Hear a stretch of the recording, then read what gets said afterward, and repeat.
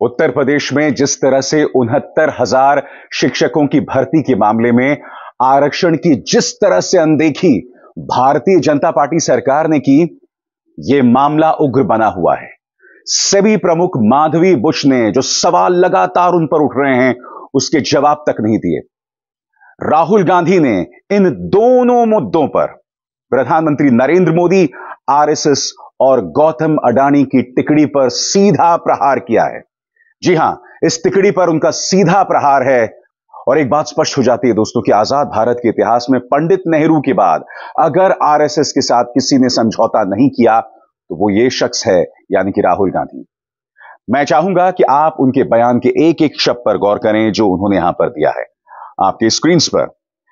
नरेंद्र मोदी संघ लोक सेवा आयोग की जगह राष्ट्रीय स्वयंसेवक संघ के जरिए लोक सेवकों की भर्ती कर संविधान पर हमला कर रहे हैं। केंद्र सरकार के विभिन्न मंत्रालयों में महत्वपूर्ण पदों पर लैटरल एंट्री के जरिए भर्ती कर खुलेआम शेड्यूल कास्ट, शेड्यूल ट्राइब और ओबीसी वर्ग का आरक्षण छीना जा रहा है। मैंने हमेशा कहा है कि टॉप नौकरशाही समेत देश के सभी शीर्ष पदों पर वंचितों का प्रतिनिधित्व नहीं है। उसे सुधारने के बजाय लैटरल एंट्री द्वारा उन्हें शीर्ष पदों से और दूर किया जा रहा है। यह यूपीएससी की तैयारी कर रहे प्रतिभाशाली युवाओं के हक पर डाका और वंचितों के आरक्षण समेत सामाजिक न्याय की परिकल्पना पर चोट है। राहुल आगे कहते हैं, चंद कॉर्पोरेट्स के प्रतिनिधि निर्णायक सरकारी पदों पर बैठकर क्या कारनामे करेंगे, इसका ज्वलंत उदाहरण सेबी है, जहां निजी क्षेत्र से आने वाले को पहली बार चेयरपर्सन बनाया गया। प्रशासनिक ढांचे और सामाजिक न्याय दोनों को चोट पहुंचाने वाले इस देश विरोधी कदम का इंडिया मजबूती से विरोध करेगा। आईएएस का निजीकरण आरक्षण खत्म करने की मोदी की गारंटी है। दोस्तों, आपको समझना पड़ेगा कि राहुल गांधी के इस बयान के क्या मायने हैं। माधवी बुच, जिन्हें सेबी का प्रमुख बनाया गया, वो कोई नौकरशाह नहीं है। उन्हें निजी क्षेत्र से लाया गया है। वो कोई ब्यूरोक्रेट नहीं, और इससे पहले सेबी प्रमुख के पद पर लगातार ब्यूरोक्रेट्स बैठते रहे हैं। आज जो सवाल माधवी बुच पर उठ रहे हैं, ये ऐसे सवाल हैं जिसका अब तक साफ साफ जवाब नहीं दिया गया है। भारतीय जनता पार्टी सरकार इस मामले की जांच तक नहीं कराना चाहती है, और राहुल गांधी लगातार इस मुद्दे पर उन्हें कटघरे में रख रहे हैं। उसी तरह से 69,000 शिक्षकों की भर्ती घोटाला, इस मामले में यह स्पष्ट हो गया कि ओबीसी और शेड्यूल कास्ट का हक उनसे मारा गया। आरक्षण की अनदेखी की गई। 1981 की बेसिक शिक्षा नियमावली है, इसको लेकर कुछ प्रावधान है, इसकी अनदेखी बीजेपी सरकार ने की। भारतीय जनता पार्टी पर लगातार जो राहुल गांधी हमला कर रहे हैं, या यह कहा जाए प्रधानमंत्री नरेंद्र मोदी, गौतम अडानी और आरएसएस की तिकड़ी पर जो ताजा बयान राहुल गांधी का है, उसी संदर्भ में दिया गया है। मैंने कुछ देर पहले आपसे कहा दोस्तों, आजाद भारत के इतिहास में अगर दो लोग हैं जिन्होंने कभी भी आरएसएस के साथ समझौता नहीं किया, तो सबसे पहले वो देश के प्रधानमंत्री थे पंडित नेहरू, और अब राहुल गांधी। क्योंकि इंदिरा गांधी हो या राजीव गांधी, दोनों पर कई मौकों पर सांप्रदायिक शक्तियों के साथ समझौता करते देखा गया, मगर राहुल गांधी ने ऐसा नहीं किया है। मैं आपको याद दिलाना चाहूंगा कि संसद के अंदर उन्होंने बीजेपी और आरएसएस की विचारधारा को हिंसक बताया था। याद है या भूल गए? क्योंकि इसी बयान को लेकर भाजपा ने उनके खिलाफ दुष्प्रचार किया था कि राहुल गांधी ने हिंदुओं को हिंसक बताया था, जबकि राहुल गांधी ने स्पष्ट कर दिया था कि मैं बीजेपी, आरएसएस और प्रधानमंत्री मोदी की बात कर रहा हूं। सुनिए राहुल गांधी ने क्या कहा था। आप शिव जी को देखें तो उनकी इमेज से आपको पता लगता है कि हिंदू डर नहीं फैला सकता, हिंदू हिंसा नहीं फैला सकता, हिंदू नफरत नहीं फैला सकता। और बीजेपी 24 घंटा नफरत, हिंसा, नफरत, हिंसा, नफरत, हिंसा। ये देश डर का देश नहीं है।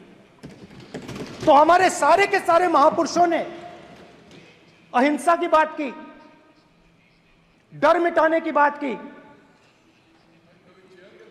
डरो मत, डराओ मत, और दूसरी तरफ शिव जी कहते हैं डरो मत, डराओ मत, अभय मुद्रा दिखाते हैं, अहिंसा की बात करते हैं, त्रिशूल को जमीन में गाड़ देते हैं, और जो लोग अपने आप को हिंदू कहते हैं वो 24 घंटा हिंसा हिंसा हिंसा, नफरत नफरत नफरत, असत्य सत्य असत्य।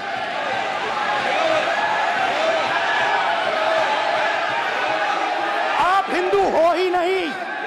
हिंदू धर्म में साफ लिखा है सत्य के साथ खड़ा होना चाहिए, सत्य से पीछे नहीं हटना चाहिए, सत्य से नहीं डरना चाहिए। अहिंसा हमारा प्रतीक है। अभय मुद्रा। विषय बहुत गंभीर है। पूरे हिंदू समाज को हिंसक कहना ये गंभीर विषय है। नहीं नहीं नहीं नहीं नहीं नहीं, नरेंद्र मोदी जी पूरा हिंदू समाज नहीं है, बीजेपी पूरा हिंदू समाज नहीं है, आरएसएस पूरा हिंदू समाज नहीं है, ये ठेका नहीं है बीजेपी का। आरएसएस राहुल गांधी से इस कदर चिढ़ी हुई है, आपको याद होगा 2014 में राहुल गांधी के खिलाफ आरएसएस के कार्यकर्ता ने केस कर दिया था। मामला क्या था? राहुल गांधी का वो कथित बयान जिसमें उन्होंने ये कहा था कि महात्मा गांधी की हत्या में आरएसएस की भूमिका थी। जबकि आप जानते हैं दोस्तों, जब महात्मा गांधी की हत्या का केस चल रहा था तब कटघरे में आरएसएस के कुछ नेता दिखाई दे रहे थे और खुद सावरकर भी दिखाई दे रहे थे। तो ये तमाम तथ्य हैं और इसी मुद्दे को लेकर उन पर केस किया गया था। अभी हाल ही में इस मामले में उन्हें टेम्पररी रिलीफ मिली थी, यानी अस्थायी राहत मिली थी। सबसे बड़ी बात, अपने इस ताजा बयान में जैसे मैंने बताया कि राहुल गांधी सेबी का जिक्र करते हैं, यानी कि सेबी की प्रमुख माधवी बुच, जो बार बार वो लैटरल एंट्री शब्द का इस्तेमाल कर रहे हैं, इसे आपको समझना पड़ेगा। प्रधानमंत्री नरेंद्र मोदी के प्रधानमंत्री बनने के बाद लैटरल एंट्री शब्द जो है वो बार बार इस्तेमाल किया जाता है। इसका अर्थ क्या है दोस्तों? इसका अर्थ यह है कि बड़े बड़े पदों पर निजी क्षेत्र के अधिकारियों को बिठा दिया जाता है, जैसा कि माधवी बुच। इनके पास कोई स्वाभाविक काबिलियत नहीं होती है, यानी ये नौकरशाह नहीं होते हैं, मगर इन्हें बिठा दिया जाता है। नतीजा वो विवाद जो माधवी बुच से जुड़ा हुआ है। साफ तौर पर उनके लिंक्स अडानी की कंपनियों के साथ दिखाई दे रहे हैं। साफ तौर पर वो ऐसी कंपनियों से अब भी पैसा ले रही हैं जो कि सरकारी नियमों के खिलाफ हैं। राहुल गांधी बार बार कह रहे हैं कि इन मामलों की जांच कराई जाए, मगर उनकी बात को नहीं सुना जा रहा है। आज दोस्तों मैं आपके सामने माधवी बुच को लेकर कुछ अहम सवाल रखना चाहूंगा जो वरिष्ठ पत्रकार मिलिंद खांडेकर ने भी अपने लेख में लिखे हैं। वो सवाल क्या है, एक एक करके आपकी स्क्रीन पर। माधवी पुरी बुच और उनके पति धवल ने मॉरिशस के उसी फंड में पैसे लगाए जिसमें गौतम अडानी के भाई विनोद का भी निवेश हुआ था। इस फंड के मैनेजर अनिल आहूजा अडानी की कंपनियों में डायरेक्टर भी थे। विनोद पर ऐसे ही फंड से अडानी ग्रुप के शेयर खरीदने का आरोप लगा था। यह सीधा आरोप माधवी पुरी बुच पर है। वो इसका जवाब देती हैं, मगर उनका जवाब कई नए सवाल खड़े कर देता है। माधवी ने माना था, और माधवी ने क्या कहा था? माधवी ने माना था कि 2015 में उन्होंने फंड में पैसे लगाए थे।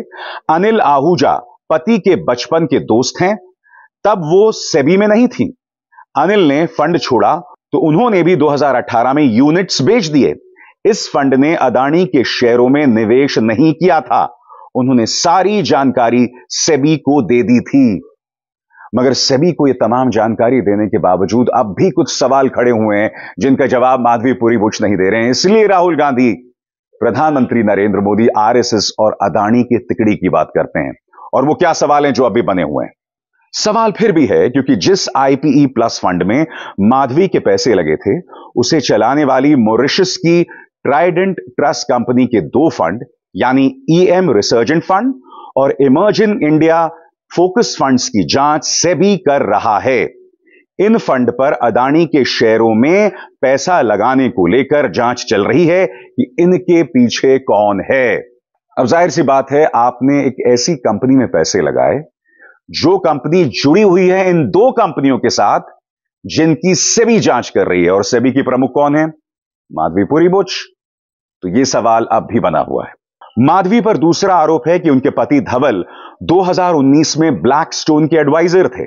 ब्लैकस्टोन भारत में रियल एस्टेट में निवेश बढ़ा रहा है और सेबी ने उसमें मदद की है। जी हां, सबसे बड़ी बात, ब्लैकस्टोन कंपनी जिसके साथ धवल बुद्ध जुड़े हुए हैं, वो ब्लैकस्टोन सेबी की प्रमुख बनने के बाद उसे लगातार फायदा होता रहा। यह सवाल भी कांग्रेस लगातार उठा रही है और इससे मुंह नहीं मोड़ा जा सकता। अब हम बात करते हैं माधवीपुरी बुश के तीसरे आरोप की। माधवी पर तीसरा आरोप यह है कि वो 2 कंपनियां चला रही थी, एक भारत में, दूसरा सिंगापुर में। माधवी का कहना है कि सेबी ज्वाइन करने के बाद दोनों ने काम बंद कर दिया था। 2019 में उनके पति ने रिटायरमेंट के बाद कंसल्टेंट का काम शुरू किया था। रॉयटर्स की रिपोर्ट के मुताबिक अगोरा एडवाइजरी में माधवी की 99% मालिकाना हक है। इस कंपनी की आमदनी 2017 से 3 करोड़ 71 लाख रुपए है।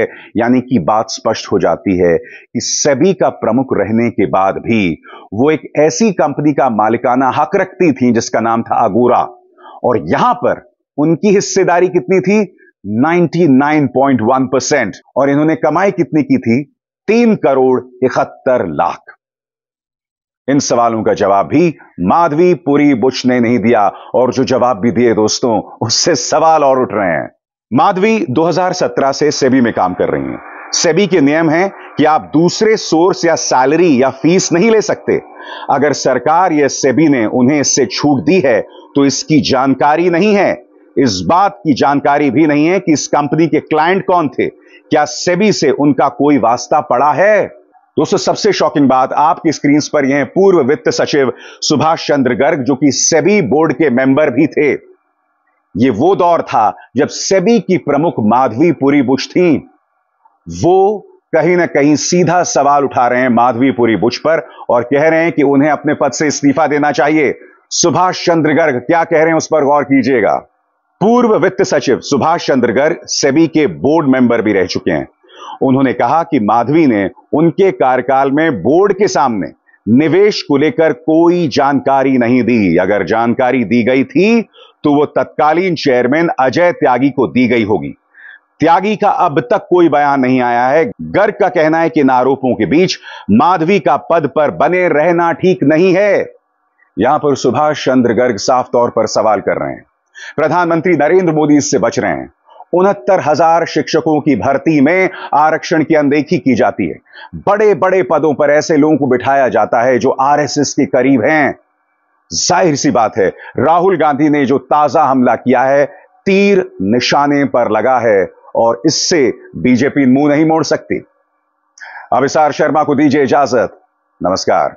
स्वतंत्र और आजाद पत्रकारिता का समर्थन कीजिए, सच में मेरा साथी बनिए। बहुत आसान है दोस्तों, इस ज्वाइन बटन को दबाइए और आपके सामने आएंगे ये 3 विकल्प। इनमें से एक चुनिए और सच के इस सफर में मेरा साथी बनिए।